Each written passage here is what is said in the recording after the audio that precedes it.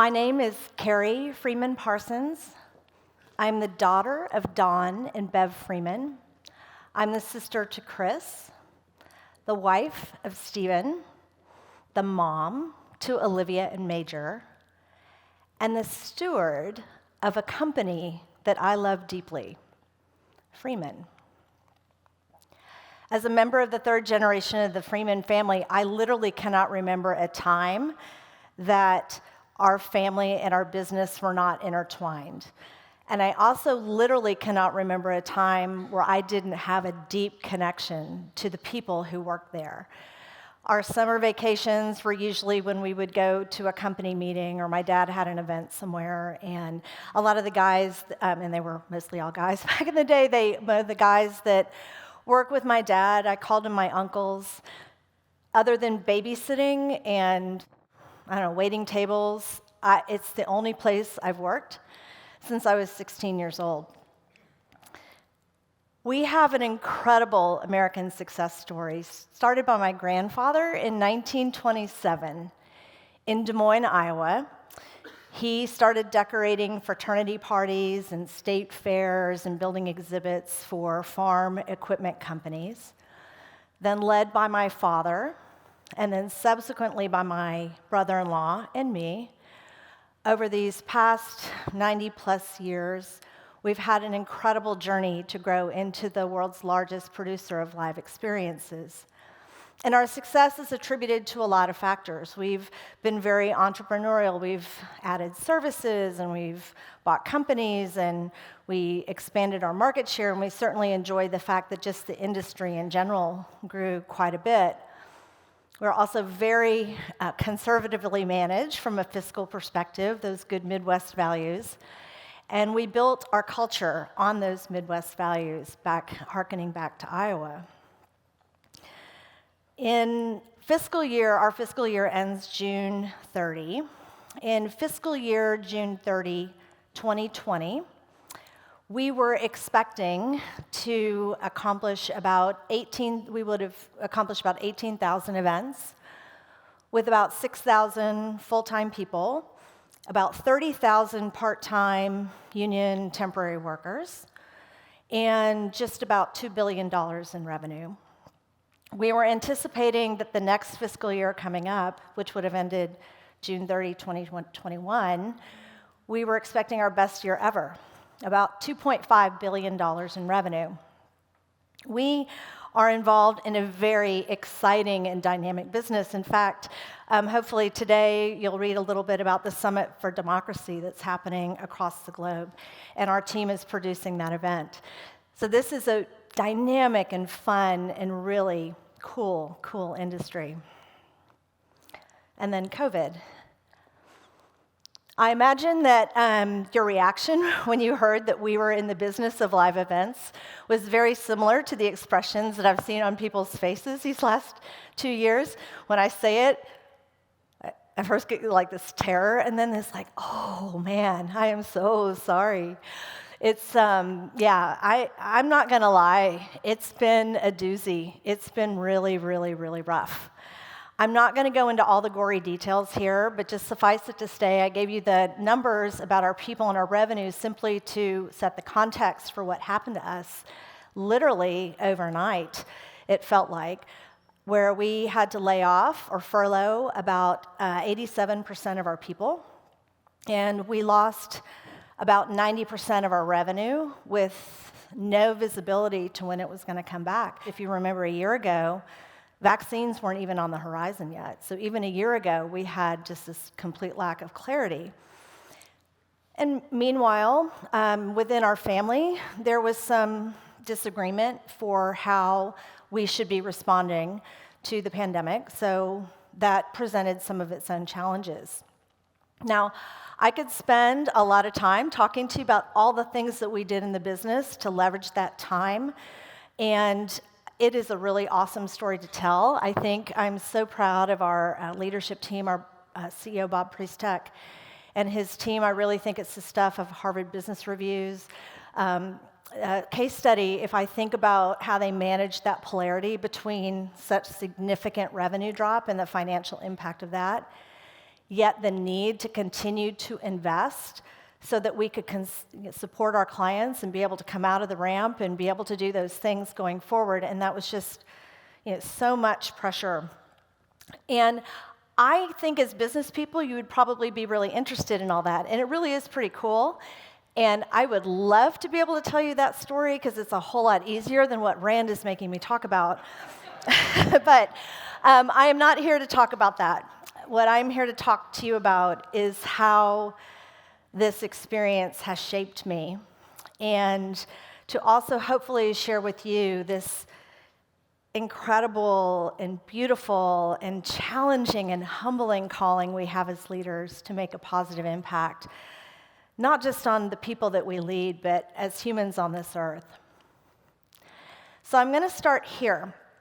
I grew up going to church our entire life, Highland Park Presbyterian, not too far from here. Went to Baylor University back in the day when it was a Baptist, very biblically based Baptist college.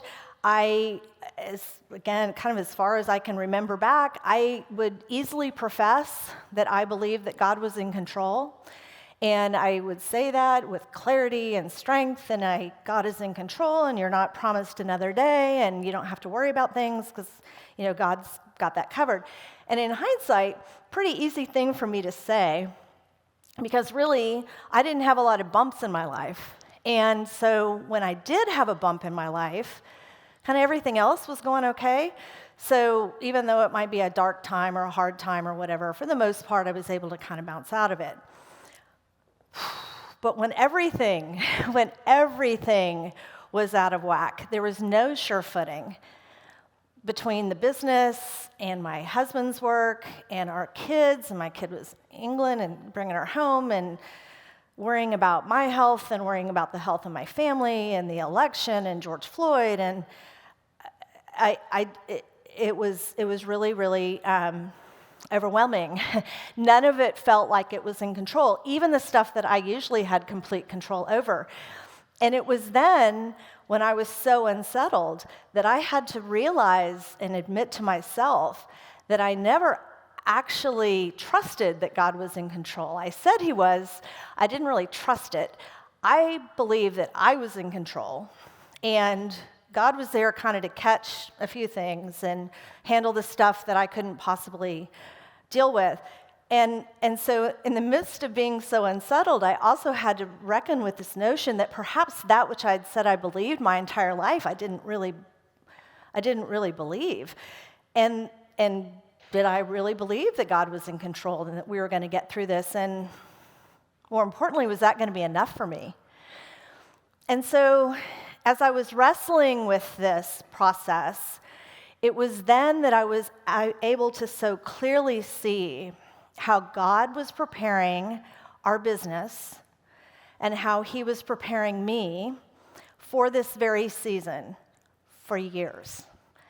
And when I think of business decisions and transactions and things that happened in a sequence that wasn't always what we had wanted to have happen, but it happened in the way that it did. And then when I think about some of the things that were happening in my own life to prepare me for that, it was really where I understood that we were being prepared and shaped for going through this time. One of those decisions is when I decided to raise my hand to serve as chair of the board. And this is a role that I honestly, truly never thought I was qualified for.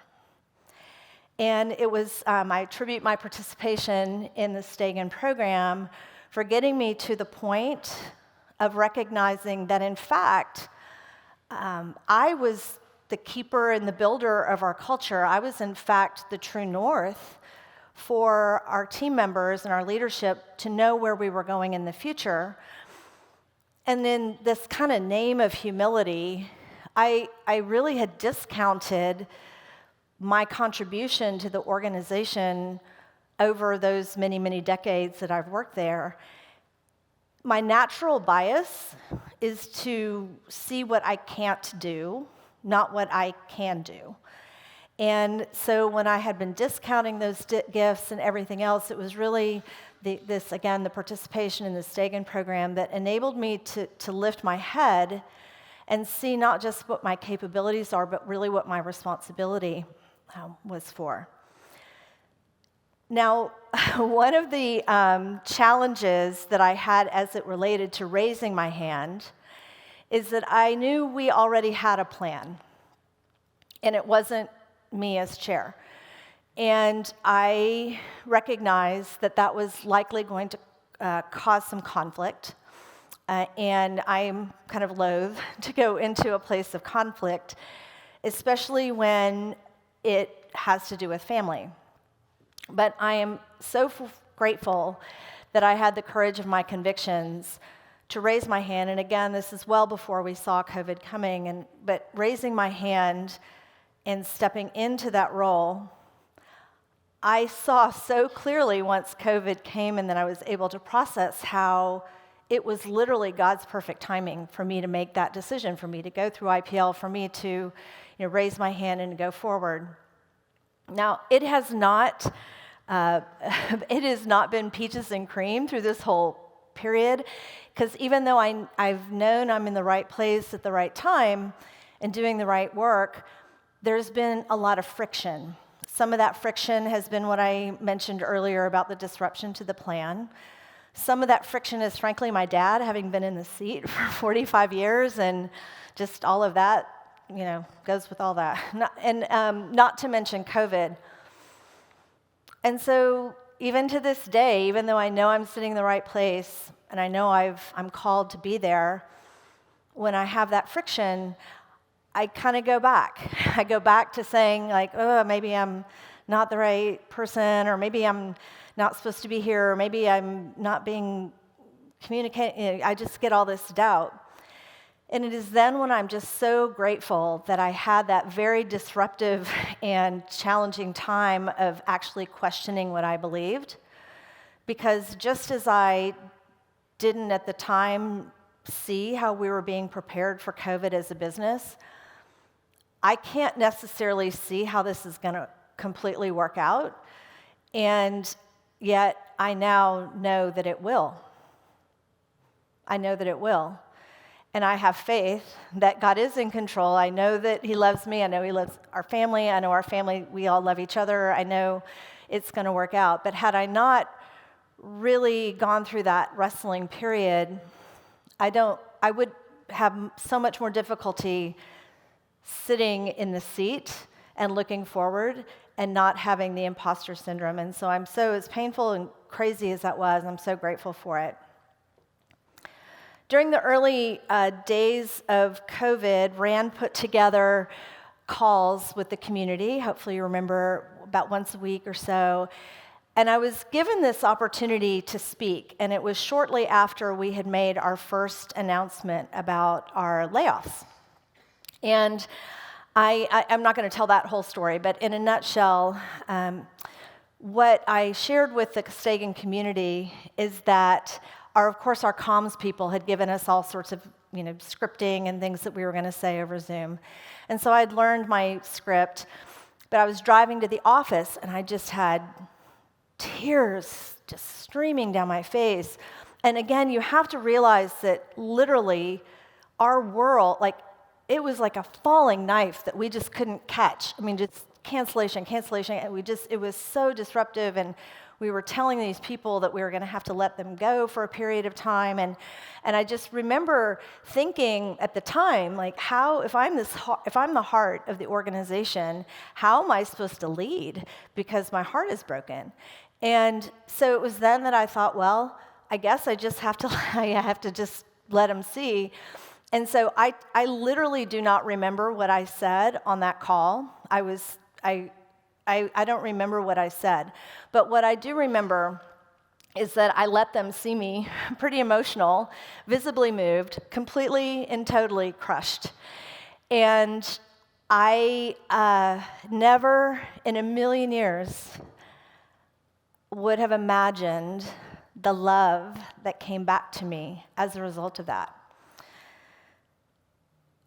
The feedback that I received from our team members really helped inform how we thought about the go forward.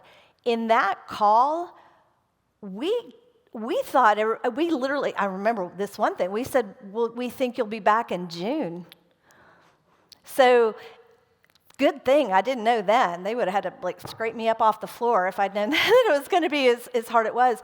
But we had to deliver so many more difficult messages over those coming months as it was becoming clear that COVID was going to last longer. And so it wasn't just a 3-month furlough, it wasn't just a 6-month furlough, and then we had to do some layoffs. And, it was really, really tough. But the lesson that I had learned about sharing my heart and how well that was received and shared back with me really informed how we went forward. And listen, I got emotional a few more times. I wasn't a wreck every time I talked to our team members. But what I do know is that it really gave permission to our people to be vulnerable, but especially our leaders to be vulnerable, for them to be able to say to their team members, I don't have all the answers. I don't know when you're going to come back. I don't know the answers to this, but and this is breaking my heart too. But we're going to keep getting there, keep going together. I learned during my Stagen program that my top strengths are connectedness, context, and grounded optimism. I am a 9 on the Enneagram, so I basically can see how everything, every different points of view. I'm a peacemaker. Nothing moves me more quickly than seeing a meaningful connection. Kids playing on the playground, older couples holding hands, greeting at the airport, the way a mom looks at her baby in the stroller. I see those moments everywhere. And I think that's what contributes to my grounded optimism. Because those moments happen regardless of race, gender, age. It doesn't matter. They're all around us. And it is so beautiful to be able to see. Our purpose at Freeman is connecting people in meaningful ways. And it speaks to the work that we do. It speaks to how we work with each other. It speaks to how we intend to engage with our stakeholders. But in the work that we do, we know that when we design beautiful experiences, that is where real magic happens, similar to what's happening in this room. Everything that has been designed in order for us to have these meaningful connections. We were hurting and we were scared. And when you showed us your heart, you helped us to see that you might not all the answers, but you cared. And because you cared about us, we knew that we were going to be okay. Generally speaking, I think I've pretty well modeled. Again, I love to be connected. I love these people. My dad has modeled servant leadership. I think I'm relatively easy to have these positive connections with our team members. But this experience during COVID has taken it to such a different level. And what this has caused me to understand is the difference between a connection and a meaningful connection. And a connection might make somebody smile or feel appreciated or just might make their day. And by the way, I can do that all day long. That is super easy for me. I don't even have to really think about it. It just is something natural that comes from me, and I'm able to make those connections. It costs me nothing. But when I start thinking about the meaningful connection part, that is when I have to actually give of myself. That's when I have to be vulnerable. That's when I have to actually be present. I actually do have to care. I have to take a minute. And what's so interesting about it is I have no idea what is going to be meaningful to you or to anyone else. And that's actually not for me to control, of course. What is for me to control is to try to find meaning in those connections, to be available, to give of myself, and frankly, just to love. So, I do want to share some pretty cool news and where we're ending up right now. It is such a great story, and it brings me such joy. And those photographs that you saw in the slide before are the photographs that have been taken since our team members have gotten back to work. In October and November, we produced more revenue than we had in the entire fiscal year last year. We've been able to bring back about 3,000 people. 1,200 of them are our furloughed people. 94% of our furloughed people have come back. We've been able to bring new people into the business. Our Glassdoor rating went up during COVID. It's like, how could that possibly happen?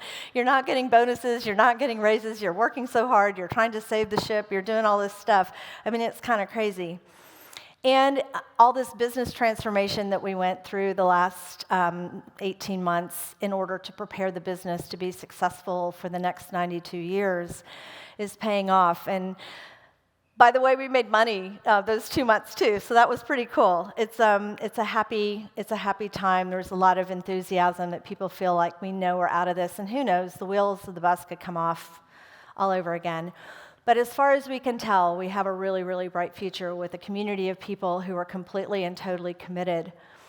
And I am so much more committed to understanding my role in making these meaningful connections. And I have to tell you, as tough as this has been, and it has been really, really tough on so many levels, and